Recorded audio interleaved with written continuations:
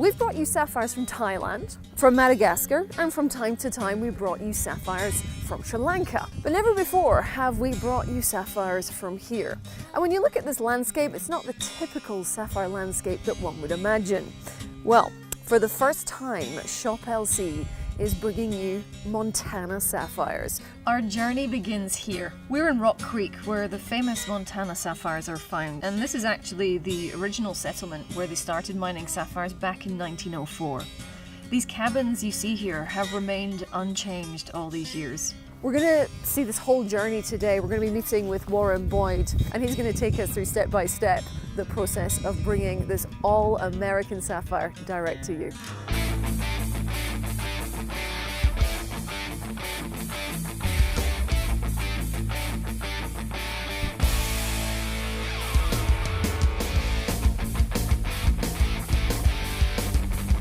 So we're really excited to go and see the mine in action. And I have to say, the countryside here is fabulous. Talk about mountains. After a 2-hour drive through the heartlands, we finally arrive at the mine operation, which lies secluded amidst the mountains, where we meet up with Warren. Hey! Wow! Glad to see you made it okay. Yeah, welcome to Eureka Gulch. This is Keith Barron. Hi. Warren Boyd.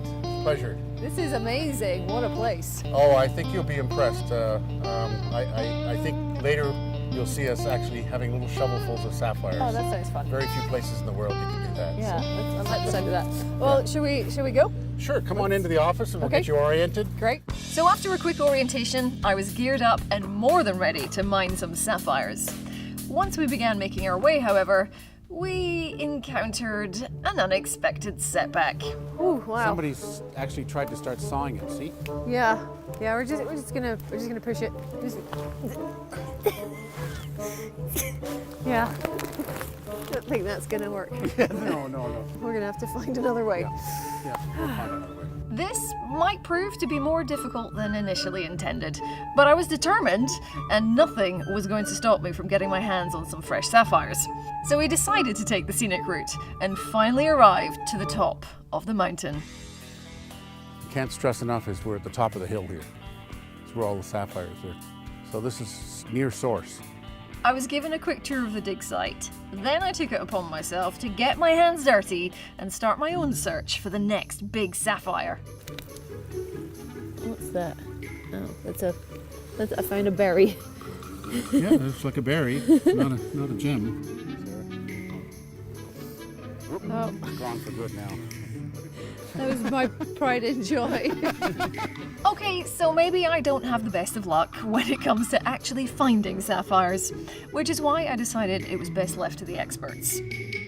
Once the miners gather enough pay dirt, they transport it down the mountain to their processing station in Eureka Gulch, where the real work begins. This is all material that's been brought over from the mining area on Gem Mountain.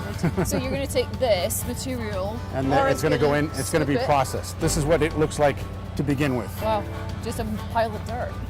Yes. Really, it's a pile of dirt. In your opinion. It's a very expensive, potentially.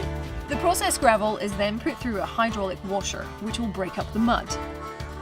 Once that's done, the resulting slurry, as Warren calls it, will be put through a jig, which will separate the sapphires from the rest of the dirt. The jig will use density distribution to catch most of the sapphires, but even then some of the smaller sizes can be lost, which is why the station has another, smaller jig dedicated to catching anything that may have been missed. It's amazing how fast this water goes and it still traps like the smallest stones. That's right, it does. It's all tuned. If it's flowing too fast, the sapphires get washed away. Yeah. If it's too slow, they choke. Yeah. The wastewater coming out of the two size jigs goes down this little sluice here into what's called a sand screw. The purpose of the sand screw is to pull the sand out and leave the water behind, which we recycle. And then the sand goes onto this conveyor belt, which is piled here. Yep. And that's the end process of our sapphire mining operation. Now that the sapphires have been separated from the muck, it's time to turn off the jig and start digging for the gemstones.